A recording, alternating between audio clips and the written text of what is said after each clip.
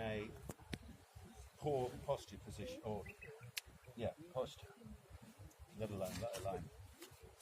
It's the same thing as I'm describing. We've got to get the weight. These things are all designed to come from behind it and hit it on the up. I find that really difficult because I hit millions of iron shots, so I hit down on them. So for me to get one up is just short of impossible, but I know how to get the feeling. So if I hit a normal drive, let's see what happens. Right, we're just going to get the belly moving, going to get a big turn. Get it a bit thin. What's my beautiful numbers on that? Is that down? Down 2.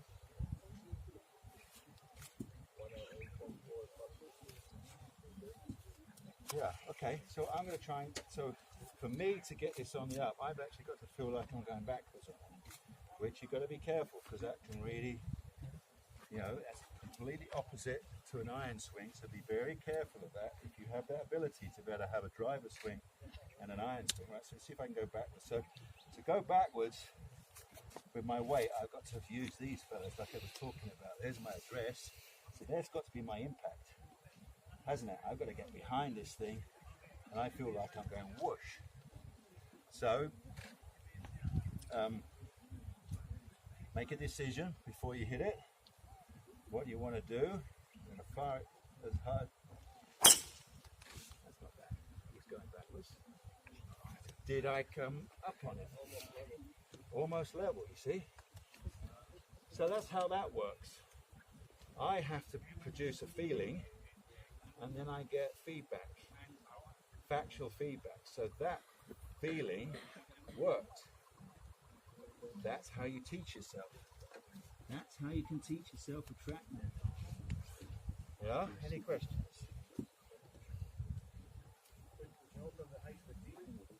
You do a little bit of everything, but generally it's, I can tee it up high and still hit down on it. So I've actually got to make a physical change. That's what I'm saying. I've got to I can actually tee this one down and really force myself. So me, it's physical. I've got to do something with my body, right, to alter. So I have actually altered the path of the club. Just by teeing it up wouldn't help me. Get me? I would tee it up and I'd hit down and the thing would go nowhere. I'd spin on it. So then to do the opposite, if I want to hit one super low, I've got to fire differently, haven't I? I've got to get on top of it, de-loft the club. Let's see where it goes. Let's see what happens if I try and hit it as low as possible. It goes dead straight. But it's actually peeling that way. It's kind of the hair to the right. There you go, 5 degrees down. But it did what I would wanted it to do. So I wouldn't be worried about the numbers. I wanted the shot, yeah? And I found something I'll do. Let me hit one more. So if I try to hit it super low, hopefully the golf ball will go to the right, because I'm ahead of it, aren't I? I'm ahead and on top of it. And then, if I want to hit it as high as possible, as I said, I'm going backwards, the club should be releasing. Watch this, go as high as I can over the top of the mountain. Pretty straight. But when I was messing around, those high ones will go a little bit to the left. There's another nice thing to know for me. So if I go on the golf course and the golf hole goes to the right, which shot do you think I should hit? Try and hit. To make life easy on myself, the low one. Yeah, if I'm under pressure and I know if I get ahead of it, it's going to go low to the right, play that way. It would be a big mistake to go, I'm going to hit a big high one across the corner and the hole's going that way, and sure enough you pull it, ball's going that way and the hole's going that way, or vice versa. If I know the left rough is really weak, I don't mind going in the left rough, well I would stand up and hit a high one because I don't mind it going left. So that's a bit of course strategy as well. So any questions before I melt? Did you have a soft shot in the driver and made your draw? Yeah, I used to love my fade. So again, you practice this and you will get a favourite one you absolutely know you can do. So mine was a fade because I used to do all those little moves. Again, as I said, I was hitting down on it and I'd hold the angle.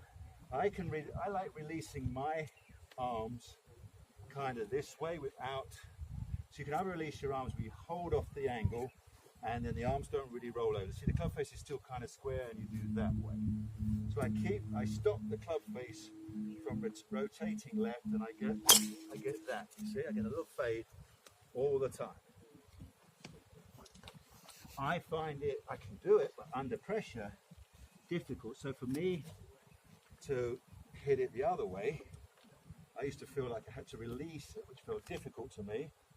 Like Ernie else would release his right wrist here, I wouldn't release mine, I'd hang on to it there. So I would go to release it like that. So I can do it here, but to do that on the 72nd hole when I needed a 4 to win, I wouldn't risk it. I'm not sure I can do that. So I would play the good old fade. When I needed a 4 at the last to win the Open, I hit 2 fades, 2 hold off fades. I hold the angle. So that's another little lesson. Play the shot you know you can hit. Don't, especially under pressure, don't mess with that. Yeah. And every time you do it correctly, it's a lovely little tip, isn't it? In the positive box, the self-belief box. I can do this under pressure because I just did it. If you try and do something, if you fear doing something before you do it, and then you fail, you overhook it. If I think, oh, I might overhook this, that's a bit of a negative. Then I do overhook it. That's actually a tick in the negative box, isn't it? Confirm my negativity. We don't want that in this game. There's enough troubles with that. So, one more question for the drive?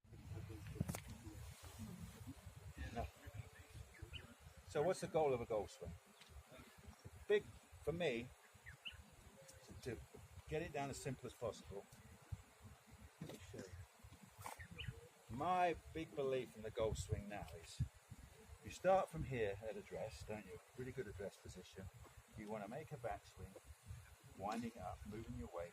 You've got to unwind it, get out of your way, and return to that original position, your address position, as best as possible. Agree?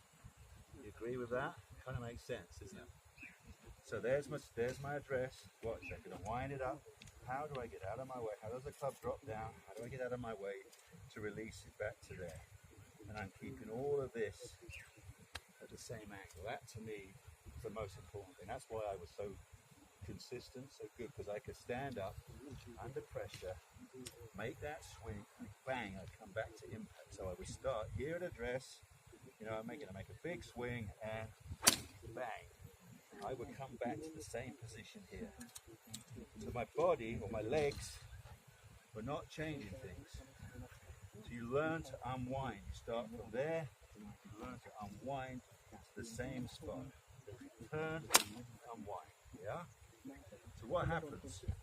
We know we make a good backswing and we use too much legs. They go forward. Now look at the plane. And now, poof, completely gone.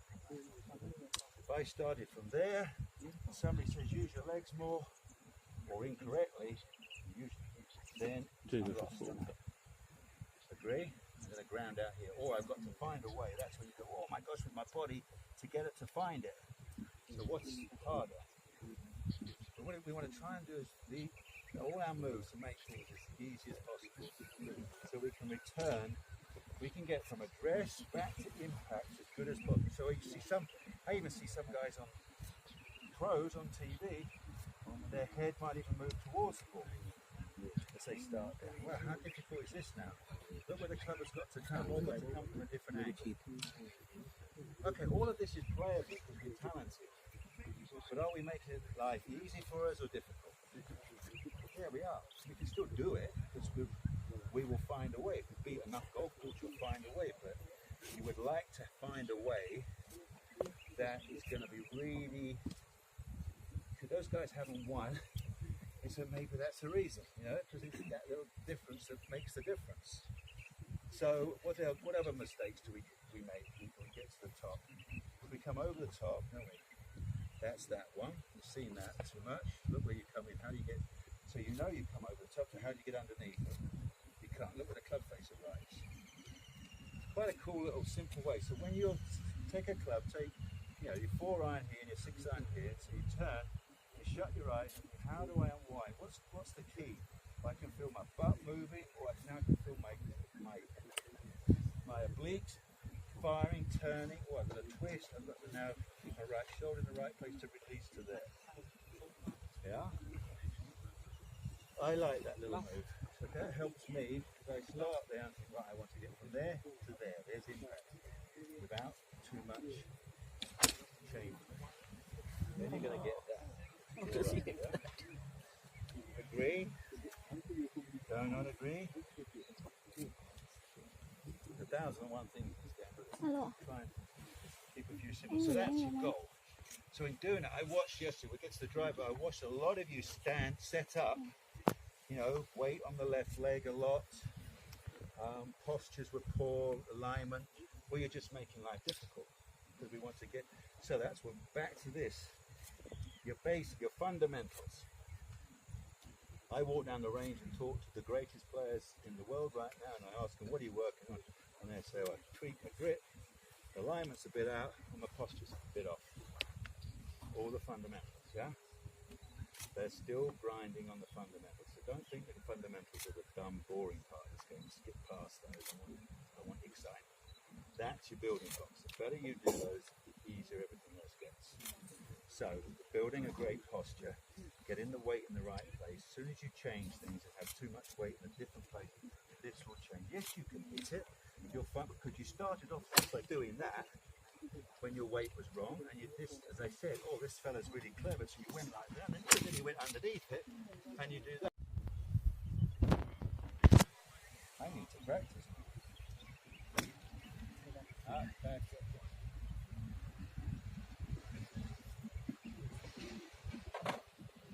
Not a very good example. If you're not striking well, here's a lesson. The only thing you really control, is the strike. So I need to get a better technique. So that should be similar, wasn't it? That was at 9 o'clock, pretty. Is that close?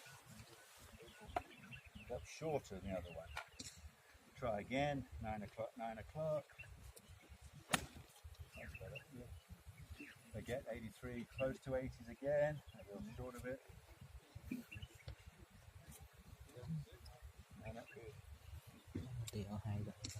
That bottom line.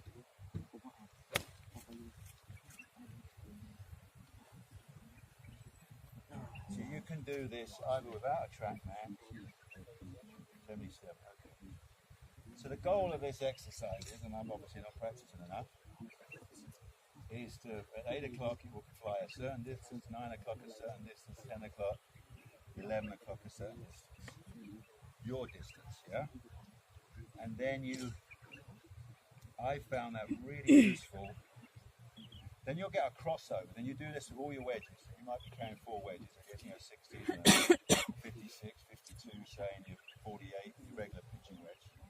So you do your clock face with all your wedges, and you try and keep the same tempo and obviously the same strike to get the feedback.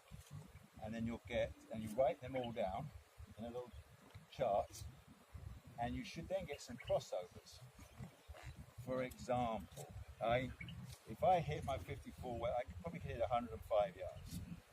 So when I'm then, I didn't bring my 50, but when I've obviously got, I say 105 yards, and there's a tiny bit of breeze into me, and it's a bit of a sandy lie, I know I'm right on the limit. Can I really get it 105 yards? So I could then go, no, I go to my 50 degree, and I then know my 10 o'clock swing will hit it 105, 110 yards, because obviously this, and that's how you get that crossover. So you then grab your 60 degree when you're trying to play your 10 o'clock swing, and it should land the distance you're looking for. The reason why we used to do that, if you get really good at that, is this game, there's a lot of holes where you get depth perception. You've either got a mountain behind you, or a river in front, or a giant bunker, and your yardage says 95 yards, and you look at it and go, that doesn't look 95. So if you know it's 95, you have to go, no, don't. But then that's when you can look at your little chart and you can say, right, my 95 shot is a certain club with a certain length swing to fit the conditions, either downwind, into the wind, sandy lies, different grass, different altitudes. So do that at your home course and get some kind of basic chart. And then when you go to different places around the world, so when you play at sea level, it will change. When you go up a mountain, thin air, heavy air, get me? Different grasses.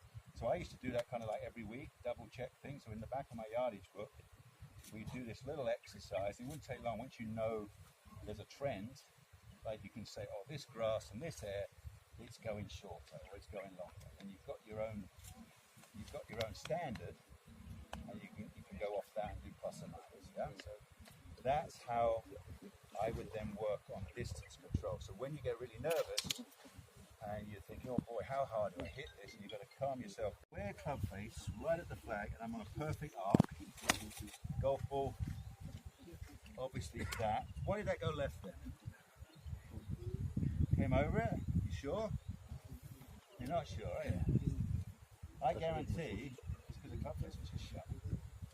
Okay, so if I concentrate and do the same swing, okay, and now really put the club face in a better position. Still not. Now I misstruck that one. So, right, one more. I find that if I feel like I'm aiming a yard or two to the right, and then swing out there, there's my straight one. Oh, pretty good. Okay. So again, that's club face. You can spend all day, you're hitting the ball offline, and you start looking for so many different things in your swing, that's what I'm trying to say, and check how square you are. So that's really important. So then here's a pretty cool thing. So if you're on an arc with a square club face, if you move the ball back, so you've got to be still fractionally on the in to out, isn't it now? So if you want to hit one with a bit of a draw without really thinking about it, because of the arc, that's turning, isn't it? Just trying to turn. Agree? Do it again, we'll move it back a bit more. If the club face is square and I get it on more of that arc. So there's your draw. That's one way of drawing the ball, just moving it back without doing a lot more. And remember what I was saying, so if you move it back and it comes in low, you probably will be adding, where's Casey, is he? Right here. Are you going to give me some spin? See if I can prove what I'm saying about the spin numbers. Yes. Because it's quite useful to know, isn't it? And what's the real important things about hit shot, wedge shots? It's A, direction, landing at the right distance, isn't it? We'll get to that. And controlling the spin. Really important, because no point in a perfect shot and you spin it off the front of the green. That's the killer, isn't it? You hate that one. Or it lands, bounces off. Generally, we get better. We're going to overspin it. So let me see with that. So if I hit one normal, Casey, let's see if I can just hit all of that. So what's the spin on that?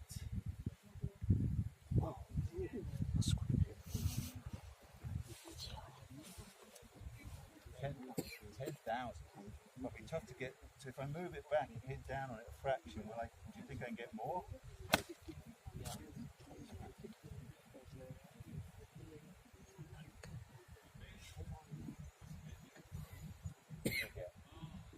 Same? Same, okay. 10's quite a lot. Where to move it forward then? Especially when on good lies, it's. That's got to be less. Is that less spin?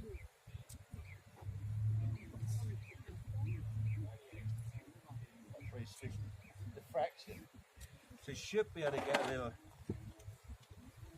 This is a 54. Can I get 12,000 spin on this thing? Yeah. If I get really. So I'm hitting down on it, getting it. Angle of attack. 10 again. So if I try and get less, wow, it's tough to get less, and I really get it up. That's right, come on.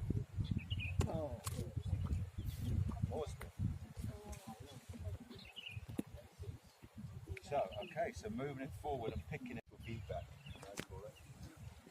So, we might as well get started. You're all here. You're all here.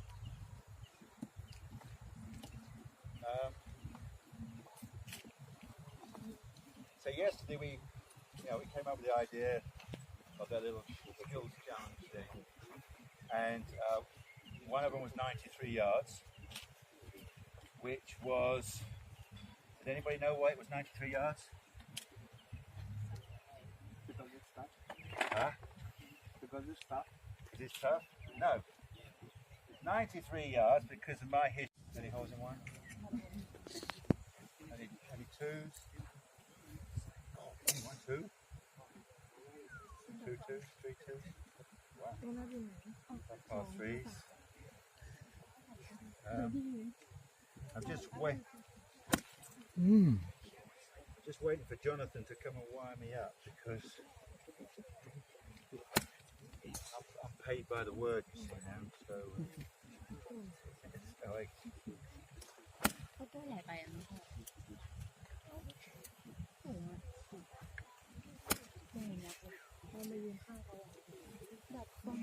Where is everybody?